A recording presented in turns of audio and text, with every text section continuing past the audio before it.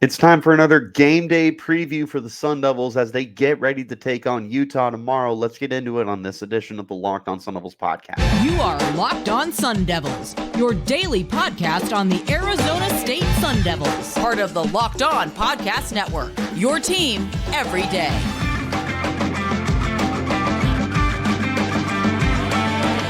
Welcome back to the Locked On Sun Devils podcast, part of the Locked On Podcast Network, your team every day. My name is Richie Bradshaw, and I will be your guide for everything Arizona State Sun Devils. Thanks, as always, for tuning in, making us your first listen of the day. And, of course, a shout-out to my everydayers who are here every day. Wherever you're getting your podcast, hit like, subscribe, and turn on those notifications so you get an update whenever we post new content. And, of course, you can stay in touch with that content by following me on Twitter. You can find me at RichieBrads36 and the podcast as well at LO_Sun Devils. Today's episode is brought to you by Game Time. Download the Game Time app, create an account, and use code LOCKEDONCollege for $20 off of your first purchase. It's another week, which means it's another opportunity for us to dive into the details of the upcoming game for the Sun Devils. They're in Salt Lake City to take on number 18 Utah. Yeah, number 18 Utah tomorrow morning, 11 a.m. our time. I'm not going to lie, I'm kind of excited about this game, and we'll get into the nitty-gritty of why I'm excited about this game, but we'll go ahead and start nice and simple. ASU has shown that they can play teams tough all year long. You're going up against a team that is as bad on offense as you are, if not maybe even a little worse, because at least ASU's got exciting players, right? We'll cross that bridge. We'll talk about that a little more. As per usual, we're going to break down the offense and defense for the Sun Devils. We're going to look at some players to watch for Utah side of things, and then we'll end the podcast the best way possible. Some bold predictions and a final score. Looking at the offensive side of the football for the Sun Devils, I think the biggest thing that we need to figure out here is how to stay hot in the run game. You need to be able to continue to run the football the way that you have the last 2 weeks. You've run for well over 100 yards in both games. Last week was 235. That's going to be the recipe to success for your team. And there's been a common denominator in why the Sun Devils have suddenly gotten so good at running the ball. And it's because DeCarlos Brooks is back. When Brooks was with the Sun Devils the first 2 weeks of the season, they were running amok. When he missed the next 4 games, they could not run the ball to save their lives. Now that he's back the last 2 games, you're seeing what you saw at the start of the year. Now, if Brooks is still going to be as good as he has been, if he doesn't slow down, the Sun Devils should have no problem running the ball on anyone. But the problem is you're running into an absolute buzzsaw of a defense when it comes to defending the run. Utah is the number 2 defense in run defense in the Pac-12. They're allowing just 86 yards per game. For what it's worth, for the season, the Sun Devils are averaging 111 yards per game. That is such a weird number, though, because you've got some really good games when Brooks is healthy, and you've got some really bad games when Brooks didn't play. So it's hard to get a good read on the Sun Devils rushing attack because it feels really easy to just lean on how good they've been compared to their lows. This is going to be, in my opinion, the best challenge that you will have this year to show how good that run game is. This is your opportunity to kind of strut your stuff and say, yeah, we're that good of a rushing attack. This is what we're able to accomplish, flex those muscles on them. That, to me, is the opportunity that you see right here for this Sun Devils team. Because against a defense like Utah that is just so well disciplined, and they're like this every year, man. They've got so many good players that we'll get into detail with that are so important to their run defense. But Arizona State's going to need to find a way to be able to continue to run the football. Because if they can't run the football, look, can they air it out? Sort of, right? They can get the ball to their playmakers' hands and let them do stuff after the catch. But once again, this is not a defense that is friendly against the pass. They're number 3 in passing yards per game. ASU right in the middle of the pack with 252.6 per game. Utah's allowing 221. So right about what we should expect. So, but you're just going to need to be able to run the football in this game. It's the most consistent form of offense the Sun Devils have had when they're in games this year. When they're not in games, it's not a coincidence they can't run the football. When they run the football, they find themselves in games. If they're going to be in this game against Utah, they need to run the football efficiently and effectively. You also just need to be able to get the ball out quickly. I mentioned getting the ball out to your playmakers' hands, letting them do what they do. We've seen the Kenny Dillingham offense really start to take off when Trenton Bourguet is under center in just 2 seconds. 1, 2, and release and get it to Elijah Badger, get it to Troy O'Mary, get it to Cameron Scattaboo, Jalen Conyers, whoever. You get the ball out and you just allow those guys to be able to do some run after the catch, yards after contact, all that good stuff. You're going to need to do that in this game too, especially because this is a absolutely disgustingly good pass rush on the year. They've got 25 sacks, including a 10-sack performance from Jonah Ellis, who we will talk about more here in just a little bit. To win this game on offense, you need to win the time of possession battle. It can be an overrated stat because if you're going down the field and scoring touchdowns in like 4-play drives, then you take it. But this is a game where it's just going to be such a defensive slugfest that I really think that whoever holds on to the ball the longest is going to win this game. If ASU possesses the ball for 35 minutes compared to 25 for Utah, I think that places you in a very good situation to be able to win this game. Defensively, you just got to be able to force quick drives. That comes into play with the time of possession.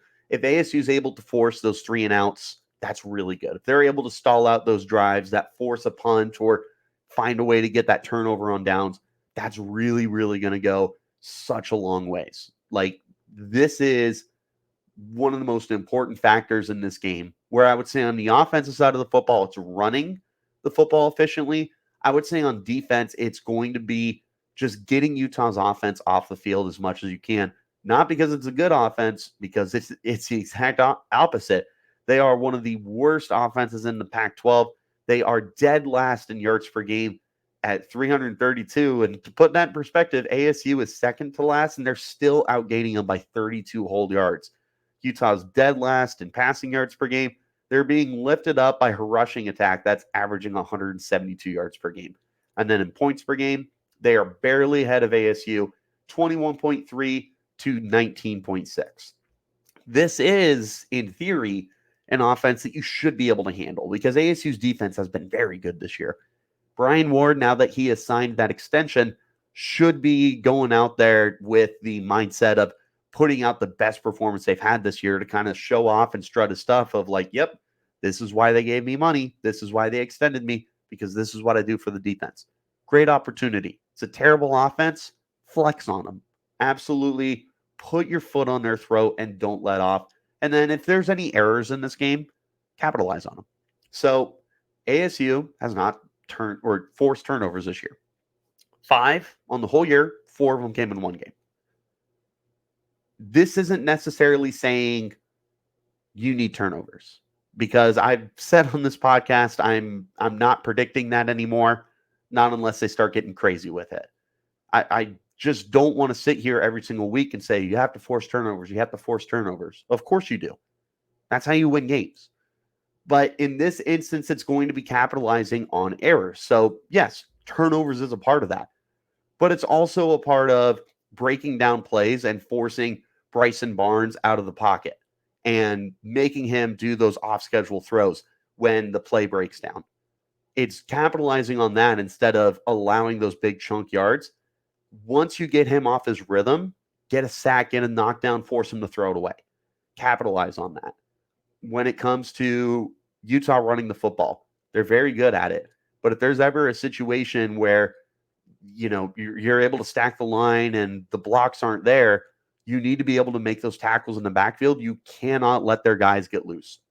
You're just going to lose football games if you can't finish those plays on defense. You got to make the tackles in the backfield. You got to force the throwaways, break up passes, get those sacks. That's going to be the difference in this game. not necessarily turnovers, because ASU is not forcing turnovers this year. If they do, great. But they have shown that they can stay in football games without forcing turnovers. This is another game where even if you don't force a turnover, I don't see any way you lose this by 10 or more points. In theory, you should be able to go toe for toe, stride for stride, punch for punch with these guys because of how good your defense is. So if your defense is able to capitalize on any errors that Utah is committing during this game, I don't see any reason why you can't go blow for them. Like I said, I really like ASU's chances in this game, and we'll talk more about my predictions here in just a little bit. Before we get that far, though, I want to talk to you guys about our friends over at Game Time. I'm telling you what, guys, when it comes to getting your tickets at the last second, Game Time should be the first place that you go. It's fast and easy, and it's the best way to buy your tickets for sports, music, comedy, theater events, and anything else that you can think of near you with killer last-minute deals, all-in prices, views from your seats, and a best price guarantee. Game Time takes the guesswork out of buying your tickets. You can see the seat before you buy, so you know exactly what to expect when you get there. All-in prices, too, are going to show the total up front. That way you know you're getting a great deal with no hidden fees. You get the tickets in 2 seconds. It's just 2 quick taps. They've got tickets right up to the start of the event, and even an hour after the event starts, it's the number one place to get those last-minute deals and those zone deals, too.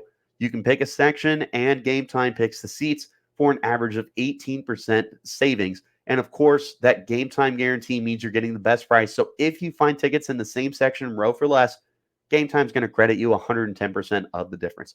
Take the guesswork out of buying tickets with Game Time. Download the Game Time app, create an account, and use code LOCKEDONCollege for $20 off of your first purchase. Terms apply. Again, create an account and redeem code LOCKEDONCollege for $20 off. Download Game Time today. Last minute tickets, lowest prices guaranteed. I really hope that you guys were tuned in today to the Locked On College Football Kickoff Live. I know I was, and they were doing a great job, as always, breaking down those playoff implications, the conference rivalry games, and going in depth like only Locked On can.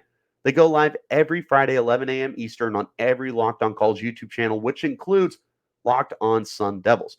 You can get that insight and analysis. You can get all that coverage from these guys that are covering their team every day. You can find it every Friday, 11 a.m. Eastern on any and all Locked On College YouTube channel. You won't want to miss it. I'll see you guys there because I tune into that bad boy. It's the best. I don't care how biased I sound. Let's go ahead and talk about some players to watch for Utah. Normally I do 4. I do 2 on offense and 2 on defense. I've only got 3 this week. And it's going to be 1 offense and 2 defense because Utah's offense is nothing to write home about. And I feel so confident in being able to say that and not have to stress out about it. Like, they've got some guys on the offensive side of the football that can do some things.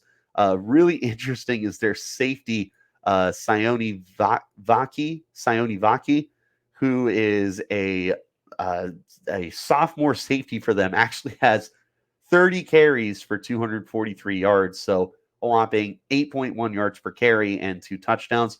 So clearly he's like their Travis Hunter.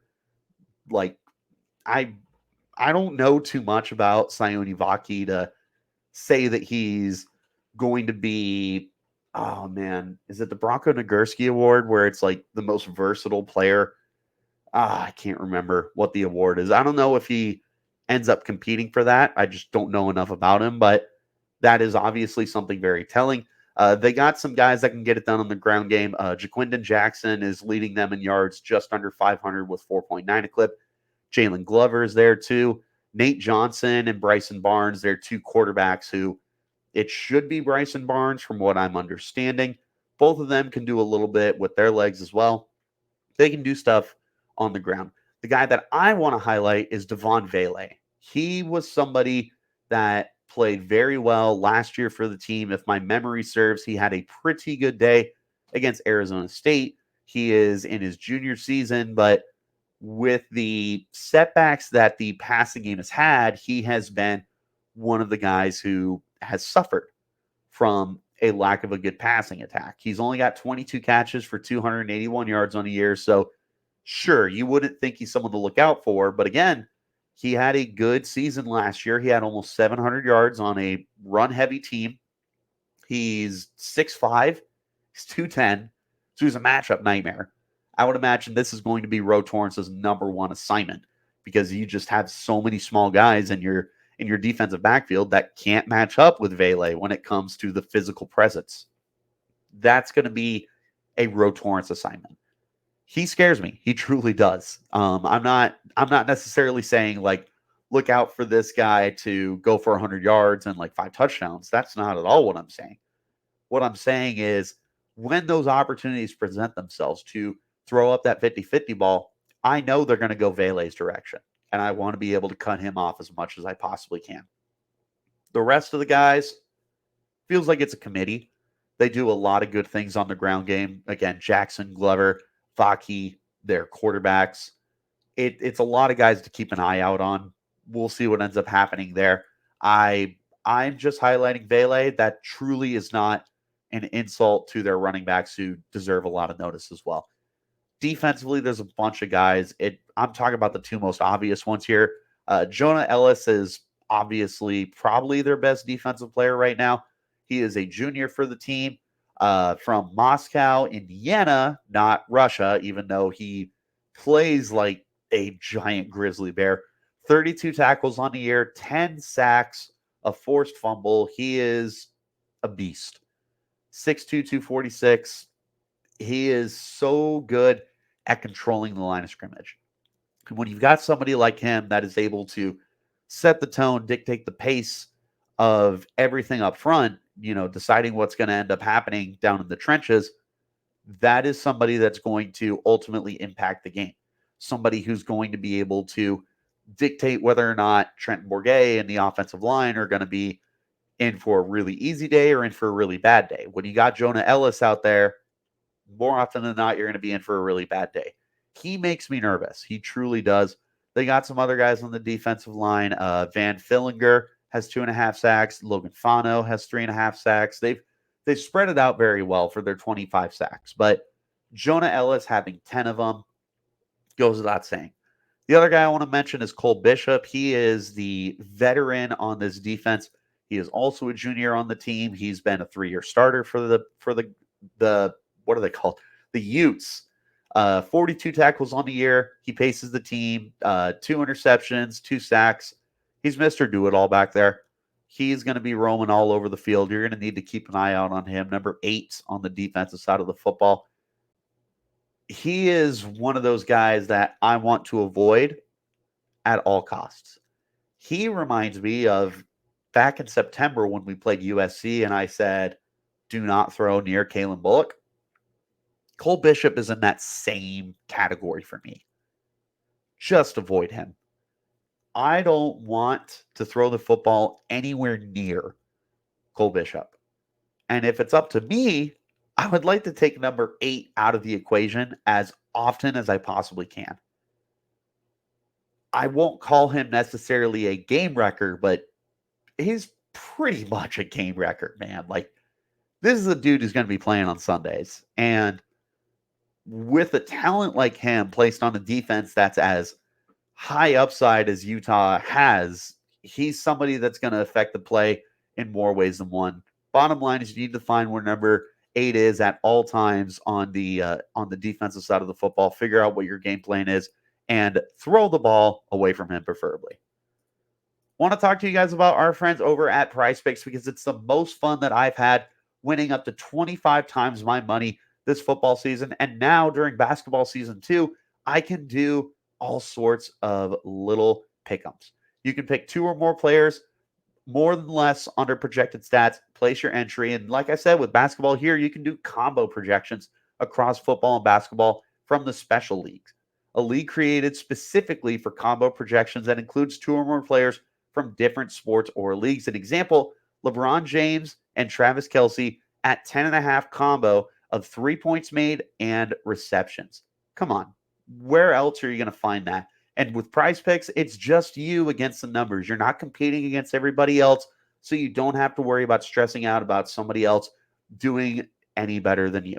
PrizePicks has a reboot policy as well, so that your entries stay in play, even if one of your players gets injured. For football and basketball games, if you have a player who exits the game in the first half and doesn't return in the second half, that player is rebooted. PrizePicks is the only daily fantasy sports platform with an injury insurance policy. There's quick withdrawals, easy gameplay, and an enormous selection of players and stat types. It's what makes PrizePicks the #1 daily fantasy sports app. So do me a favor and go to prizepicks.com/lockedoncollege and use the promo code lockedoncollege for a first deposit match up to $100 and see what the hype is about. Again, go to prizepicks.com/lockedoncollege and use code lockedoncollege for a first deposit match up to $100. PrizePicks, daily fantasy sports made easy. Thanks as always for tuning in, guys. Wherever you get those podcasts, like, subscribe, turn on notifications. We will be back tomorrow afternoon/evening with an instant, unscripted reaction to whatever happens for Arizona State in this game. Win, lose, whatever.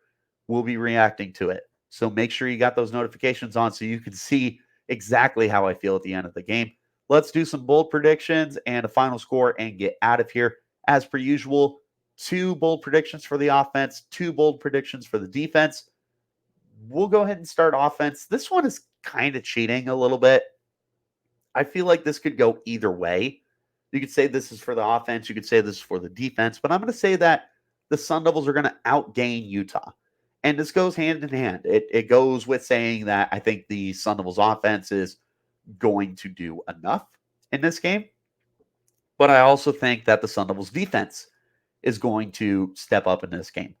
For the total yards per game defense here, the Sun Devils find themselves number 4 at 340.9 yards per game.